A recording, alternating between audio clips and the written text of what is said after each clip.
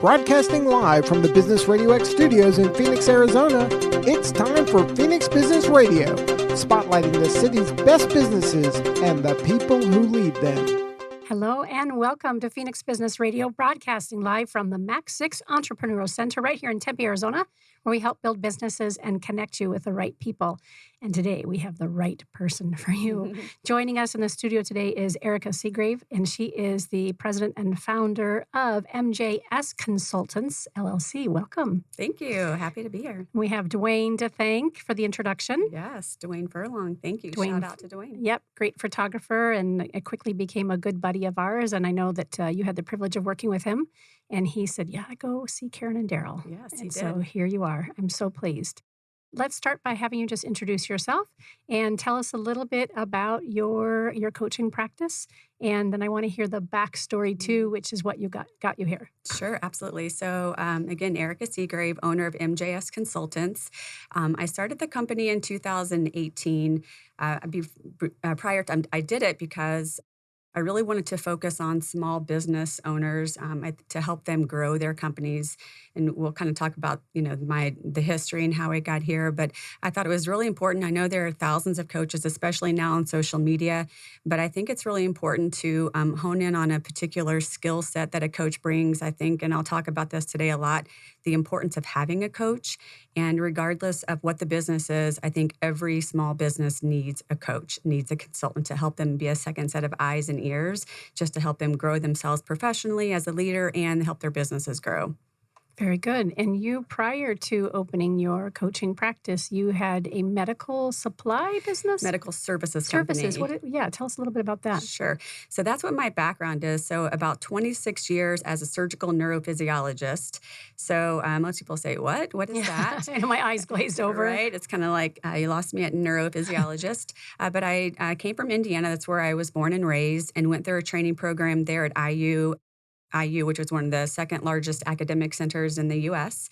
Did my training there as a surgical neurophysiologist, which basically provides spinal cord monitoring to patients that undergo brain and spine surgery. So we're closely monitoring the central nervous system. Work with neurosurgeons, spine surgeons, ENT surgeons, anything that has to do with the central and peripheral nervous system. So it's kind of a niche field. I learned about it long ago, went through the program and internship and just loved it, and worked for the hospital for 7 years. And then I hit the glass ceiling. And I was like, okay, cool. What else can I do? I was speaking and teaching students. I was teaching, talking, giving in-services to some of the neurosurgeons and anesthesia residents, and I basically maxed out and capped out. So I left there, and I thought, what can I do to serve others and just maybe, go solo so I have some autonomy for myself, and then as I raised my two boys. So I looked into starting a business, and it ended up, again, fast forward, it ended up going so well when I talked to my corporate attorney, and I hired a CPA, and I was just meant for it to be me and one piece of equipment to travel to community hospitals that didn't have that service because they were small hospitals. But the problem, which was good, that it grew so well and so fast that I ended up at one point having 20 employees, wow, 15 hospital contracts, and worked with 53 surgeons. So that was my background in where I started with the medical services company, and then I ended up selling it in 2018. It's a lot of work. I loved it. I was very passionate and good at it, but I was tired of working 60 to 80 hours a week. I was always on call, on my phone, and so I just got tired of it. So I knew I was growing it to sell it. That's kind of what my purpose was. So that was my background. I say that because it's really important, because I developed it and grew it from the ground up. I had no capital resources. I, went and got a small business loan, and I did everything on my own, and I evolved it as I could afford to do it with human and capital resources. So that's where I have my grit and determination on how to build a business. So I want to be that person for somebody else and help them grow when they think they can't. I want to be there to say, yeah, you can do it. Just be smart about it and let me help you. Let someone help you.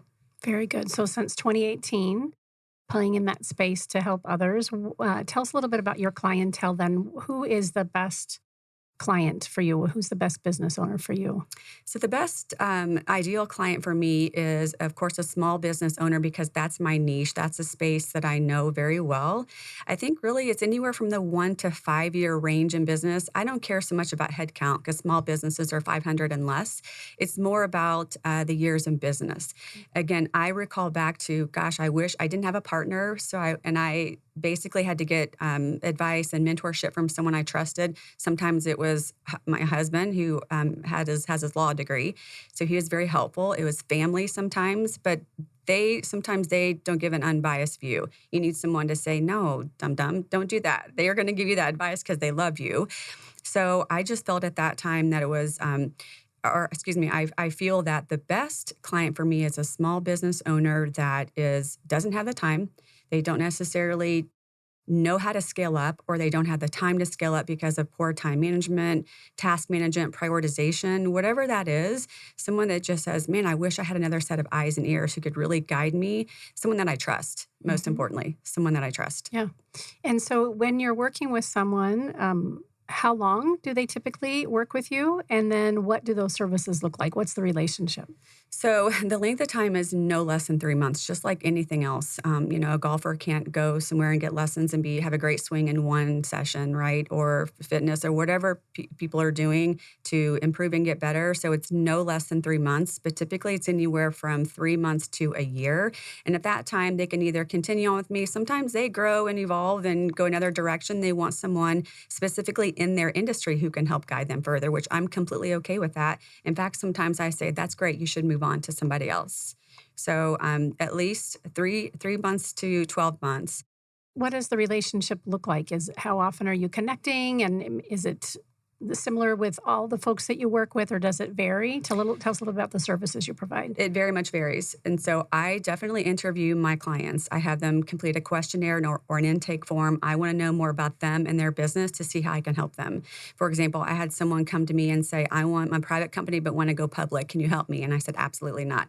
That's not my forte. That's not my niche. So you should go find somebody else. I think it's really important to it depends on what the package is. So for example, if you go to my website, there's not one size fits all.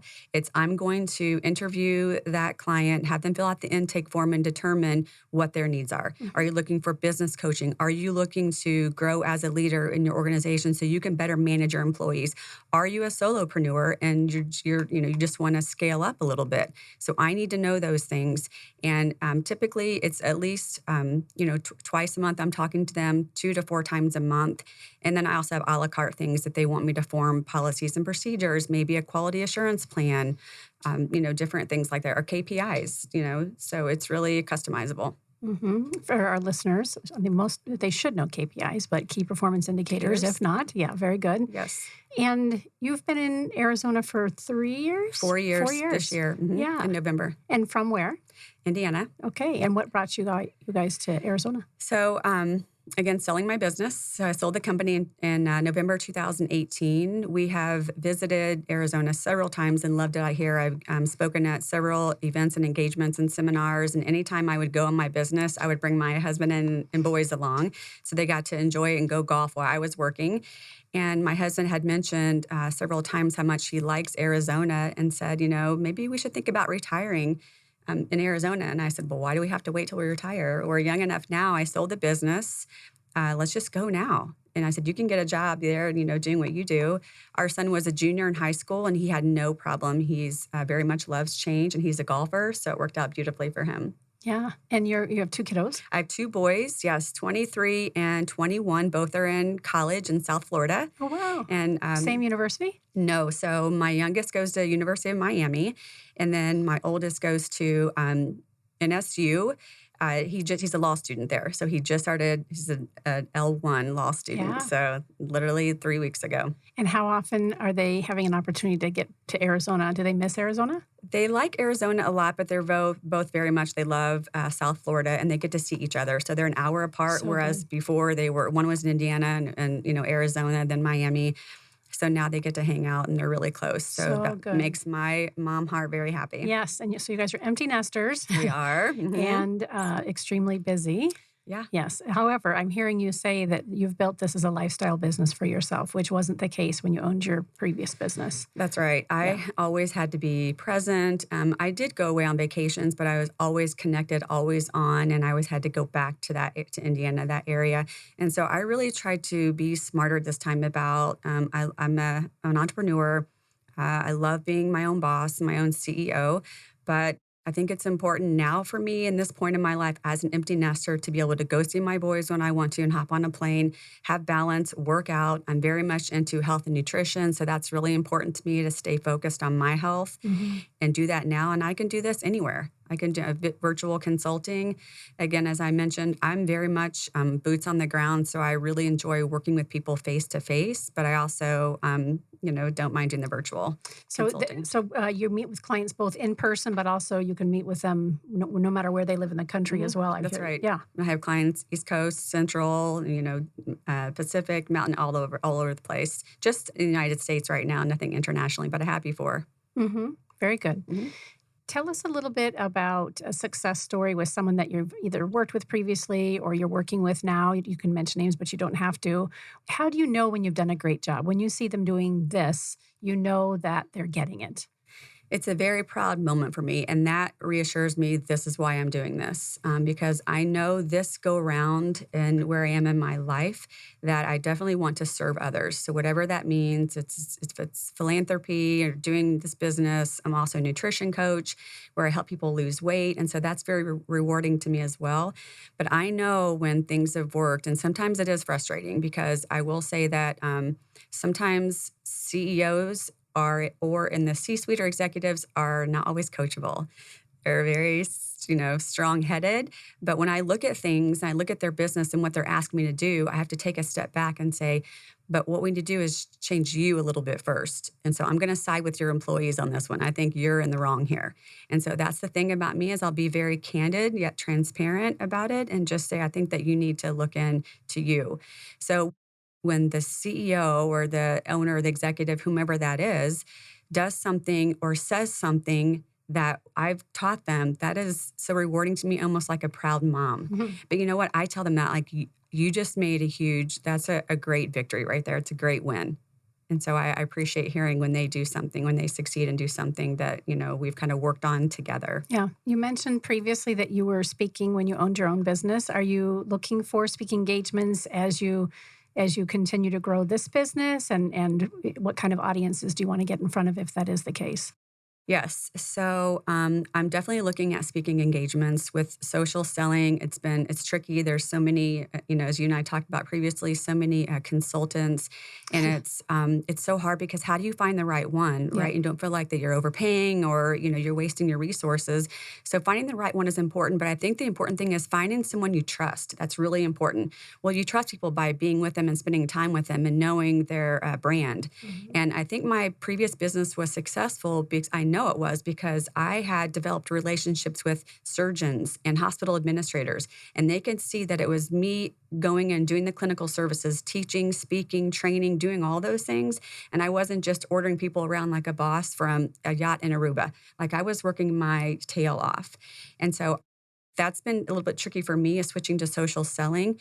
So I think in order for me to grow my business now, I need to be in front of people. I want to speak. And that's where I'm really best utilized and happiest, I think. And when you talk about social selling, describe what that means for our listeners. What do you mean by social selling? Yes, putting out content, hiring marketing consultants, right? And knowing that it's not a one package marketing system. It's that, you develop a website and then you get your social media pages, Instagram, LinkedIn, Facebook, and track your SEO and Google Ads.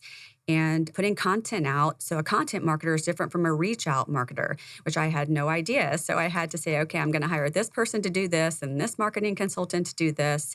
So it's constantly putting out content, but I have to develop that content. And yes, it's based off my years of experience from teaching, coaching, training, working. So that part is there, but then it's about creating videos because people are to get them to stop scrolling, they want to see video and something that catches their attention. That takes a lot of work. You have to nurture it a lot every single day. Not that I'm not willing to do that, but it's just social selling is very different because I think it's hard to get people to trust you. Yes. Yes, yes, and yes. And when they do, then they already feel like they know, like, and trust you. And so it's an easier conversation when it comes time to what does this relationship look like for us when working together. That's right. And I'll be honest, few of my clients have come from social media, from content, Mhm. or from, me reach outs. Yes, I have tons of reach outs, discovery calls that turn into strategic calls that may turn into business. But it's people who know me or who know of me that know that I've had success in a couple businesses, basically who I am as a person, how I've raised my boys and my family, and the type of person that I am. Those people trust me, so they feel like they can come to me to get business advice and guidance. Very good.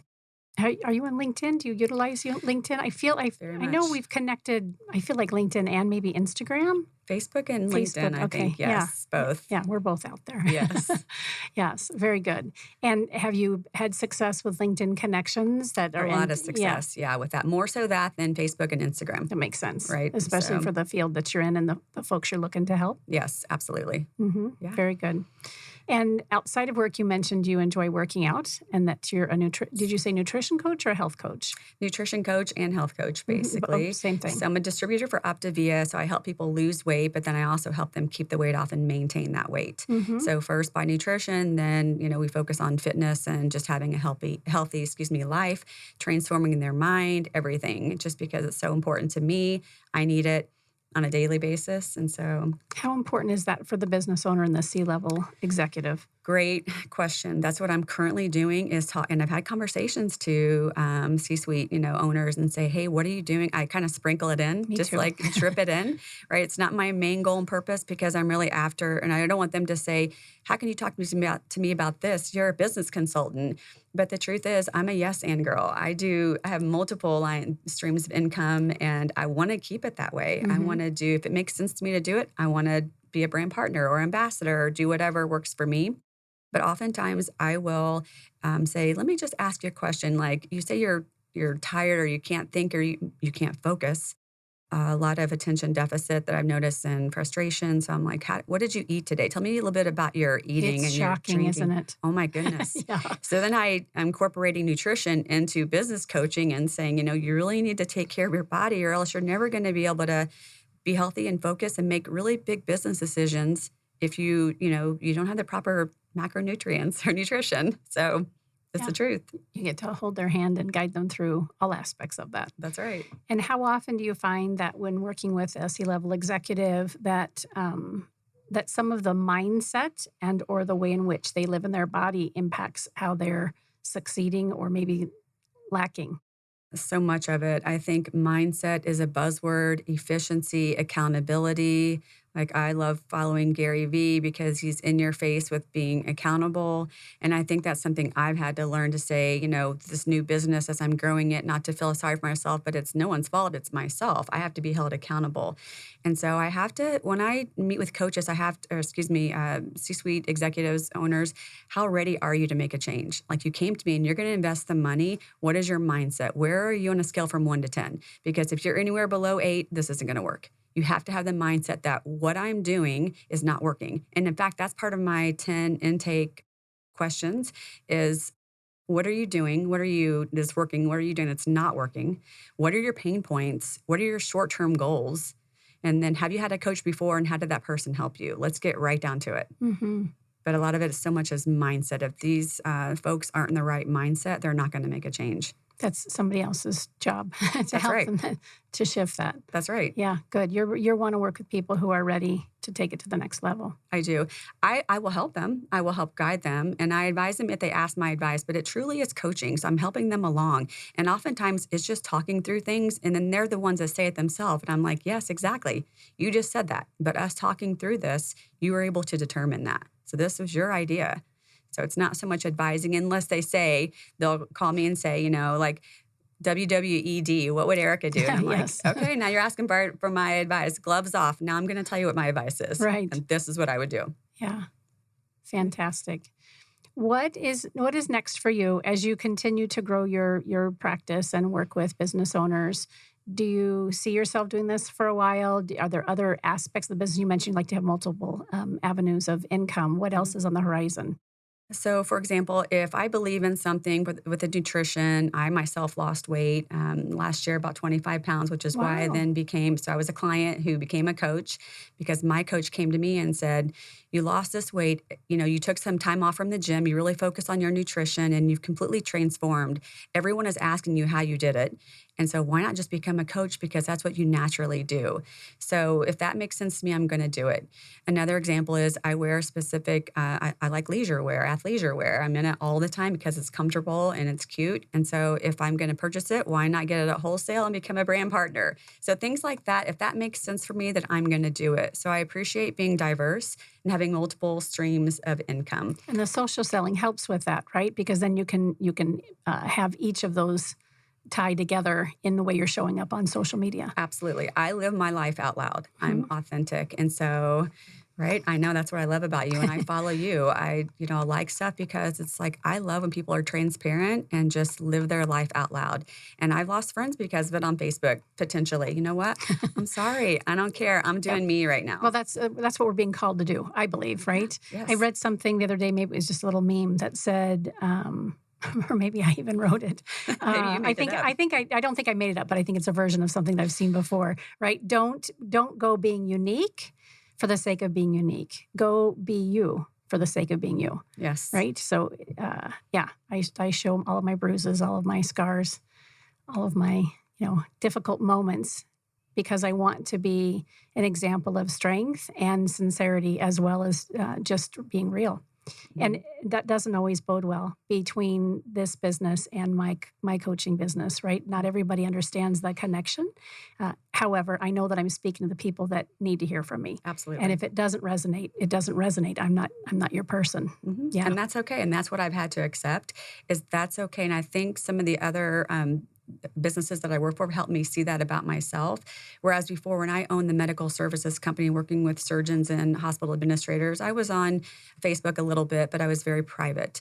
And I was very careful about that. And now I live my life out loud about my boys and about my husband, about my own journey and how I can help you. And I make no apologies for it. I'm very Hmm. happy where I am at this point in my life. So good. Mhm. You mentioned the weight loss journey. Can you speak to a little bit? Was it challenging? What was the motivator for you? Is that okay that I asked that? Yeah, absolutely. So, just at a point in my life, I was a competitive gymnast. So, I've always been fit. I am very disciplined. I work I out. remember reading that. I think in a post you put out there not too long ago. Yes. And I still do my annual handstand and do like pirouettes or do like round offs and things to prove to myself that I can still do it. And that even though I'm 51, I'm still young at heart. So working out has always been a part of my life, but over the past probably couple of years, I had just put about 20 pounds on. So I thought I need to go work out in the gym twice a day. I need to go work out in the morning and then go run in the afternoon or ride my bike for 20 miles. I would basically punish myself. Hmm. I developed friends here in Scottsdale, and they would watch me work out and they would say, you work out harder than anybody here, but I know you're frustrated. You're not happy with yourself. So that's when I met, now a friend who is, a coach and said, I just think that if you maybe, and we had a conversation, she didn't really approach me about this, but I think if you dialed into your nutrition, you would start seeing all that musculature pop out that you've been working so hard for. And she's like, I'm in no way fat shaming you. I'm just saying if you, did that, you're going to see a huge difference. And you did. And I did. And so the program, you have to stay away from fitness for a little while until you lose your weight because they really want you to dive into nutrition and then start introducing working out again because when you burn calories, you want to eat more and then that's throwing the scale off. So we're looking at scale, inches, all those How was things. that for you? For someone who grew up as an athlete, working out, and then to be, just slow your roll on the exercise and let's focus on what you're eating and how you're living in your body. What was that like for you? Very hard. You can ask my coach Maya. She had to. We kind of went toe to toe, but she's like, just lean in and trust me on this, and then we'll start introducing it again slowly when you see some of the weight come off. Yeah. And I fought it at first, but because it was also therapeutic for me. I needed to be able to go out. I'm a go to a gym kind of person because if I'm paying for it, I'm with people. I'm going to stay committed to it. I do other things on the side, but that was really important to me to keep doing that for therapeutically. So I had to lean into it and just stop And I trusted the system, and it worked because 10 pounds turned into 25, or 20 turned into 25. And then all of a sudden I started going back to the gym, and you could just see, like, I'm in better shape now than I've been ever in my life, probably in college. I feel the same. I've just recently made a similar commitment the last probably 9 months. And I was at the dermatologist earlier today, and they're like, in a year, you've completely changed. What are you doing? And I said, I'm simply just eating differently, conscientiously, and I'm working out, not harder, smarter. Yeah, good for you. Yeah, absolutely. Tell us about early Erica. Is there somebody in your life, either somebody that you know personally or someone that you admired that you read about or saw on the news or something, that was an inspiration for you and continues to be that way, and just this guiding light? You mentioned how your clients will say, what would Erica do? WWED. Is there somebody in your life that's that for you? My mom, probably. So my mom owned a business. She's a nurse. She has her nursing degree. She has an education degree. So very early on, I watched my mom build a business, and it was a gymnastics facility, which is how I became a competitive gymnast. And then dance. And they also my parents owned a silkscreen company, where back then they were like printing, ink on T-shirts. It's way different now, but that's what they did.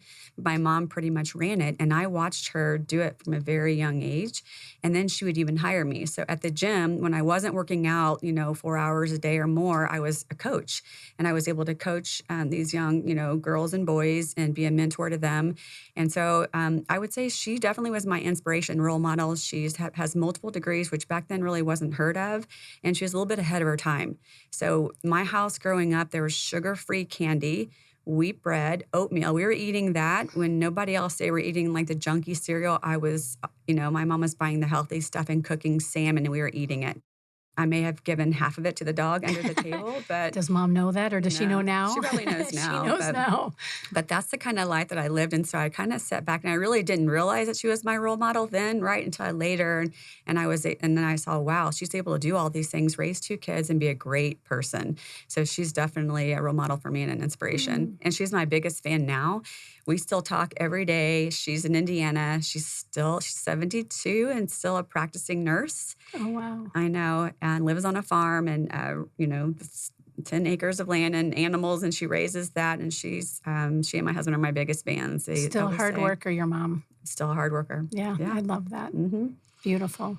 Tell us what you're reading. Is there somebody, you mentioned Gary Vee, but is there somebody else in the business world or even fitness world that you keep an eye on, that you're enjoying learning from them? Yeah. So right now I'm reading a book called The Choice by Dr. Edith Edgar. But I read all the time. I'm constantly on either reading a hardback book. I still like the old school hardback book and give my eyes a break from the screen, or I'm watching podcasts and listening to people. Mostly it's really all nonfiction, even though I know I need to introduce a little bit of fiction into my life for some fun. Me too, but it's always business, or it's personal development, or trauma. Always reading. Yes, I feel like if I'm going to take that time to do it, I'm going to get something out of improve, and it's going to be very realistic. I'm a very realistic person. So I'm constantly reading anything that I think will be about leadership and self-improvement, and how little nuggets I can take away to give my clients. I do that. If it's a good book, I refer it to my clients. Traction was one of the best books I ever read when I was running my business, and it completely changed the dynamics of my other business, how I ran it, how I incorporated my employees. Yep. So that was that Gene Wickman? Yes. So you may notice the Conscious Capitalism logo behind us, but Traction is one of the books that we recommend in the Conscious Capitalism community, along with all of his books. If you're not a member of Conscious Capitalism Arizona yet, we encourage you to join us. You'd have an opportunity to get to know a lot of great, like-minded people, and fantastic book. Yeah. I was at a client's celebration of her 1-year anniversary, and I noticed on her bookshelf that 3 of the books that I've recommended were all sitting there. I'm like, yes, this is good stuff. Yes, you'd love that. Good. And I love receiving them when I'm having a LinkedIn call, and we'll talk about books just in the very tail end of the conversation. I'm writing it down and I'm purchasing it. So shout out to Michael Pedersen. I don't have the copy with me here, but he just wrote a book called Dominate Your Market. I hope I got that right, Michael. I apologize. Good. Daryl's telling me I did. But he gave me a handful of copies, and I would love to share that with you so that you can, again, pass it along to the folks that you're working with. Great book and great individual. Similar line of work. I think the two of you would do well connecting together. Okay, Erica, where do we find you? So you mentioned LinkedIn, Instagram, Facebook, and your website. Give us the website information. So the website information is seagraveconsultants.com. It's or SEAG. RAV as in Victor E, consultants.com. Apparently, I missed the boat and I couldn't get MJS Consultants. It was already taken, so I just went with my last name. But everything else on social media is MJS Consultants. Okay. Yeah. And when somebody is interested in working with you, what is the best way to get your attention and see if a discovery session makes sense? Any social media, they can, personal message me on Facebook, DM me on Instagram, go to my website, and there's links there how to get in touch with me immediately. Email, I have it accessible, about every way. I show how you can get in touch with me. Great. And that discovery session, is there a fee for that, or is that an opportunity just to connect with somebody? So the discovery meeting is free. It's 15 minutes. There's no cost to it. And then if we see there's a connection or a need to have me as a coach, then we'll take it to a strategic session, which is 30 minutes. And that also it's a free consulting. So the discovery call is more to get to know one another. What do you do? What do I do? How can we work together? How can we help one another? It's not always about, in fact, one of the guys I met with on LinkedIn in a discovery call and said, well, I'm assuming you reached out to me because you want my business. And I said, no, not at all. That's the thing about me. I'm just making connections. And if it makes sense for us, great. But this allows me to, see how I can help you and how you can help me. And so I think that took him by surprise because it's like, no, I don't need your business that bad. I just want to connect with, cool people who are like-minded. I think that's how Dwayne and I originally met. We met on LinkedIn, and he had seen that I was hosting a retreat for women and said, hey, if you're looking for a photographer, I'd love to come. And it was a very intimate, intensive retreat, so it wasn't suited for that. And I said to him, you seem cool, though. Let's connect. And we had a nice conversation. And, of course, he ended up being a guest. And it was a fantastic opportunity to get to know his business and really doing some really amazing things with photography and the people he works with. Yes, he is. Yes, he is. It was fun to work with him, and we worked together. Good. Yeah. All right. So the website, one more time, is Seagrave's Consultants. Seagrave, singular. Singular, Seagrave Consultants, plural. Yes. Okay, good. .com. That's right. Very good. And then on social media, again, MJS Consultants. Very good. Yeah, and we'll have that in the show notes. That'll be hyperlinked to your social media as well as your website. Is there anything that I hadn't thought to ask or any stories that you wanted to share that you thought on your way over here today or the last couple of days, anticipating our time together, that you want our listeners to be left with? Oh, gosh. I've had several success stories with people and how I've been able to help them grow. And I think that's, I have testimonials. And so I put those out on social media pages because I think it's important to let people know what I've been able to do for clients. I think that's, a really big trust factor is by having clients be willing to say their name, their company name. Some aren't. They just kind of, don't want to be in the limelight. Sure. But I think that's really important. And again, I think that's one of the things that drive me to keep doing this. This is a hard field to be in. I think not hard because coaching is hard, but getting people to trust you and doing some of this, more of the social selling now that, where we have to do things, from a distance a little bit. But yeah, I think that getting the right, people to buy into this and having those success stories and sharing them is really what keeps me going and keeps doing this. So I love it. Thank you so much for sharing your morning with us. We will continue to see each other on LinkedIn, Facebook, and Instagram. And I have no doubt that we'll get to see more of you here in the studio as well. Yes, absolutely. Thank you. You've been listening to Phoenix Business Radio, broadcasting live from the Max 6 Entrepreneurial Work Center. Some media leans left, some lean right, and we lean business. Until next time, I'm Karen Nowicki. Thanks for listening.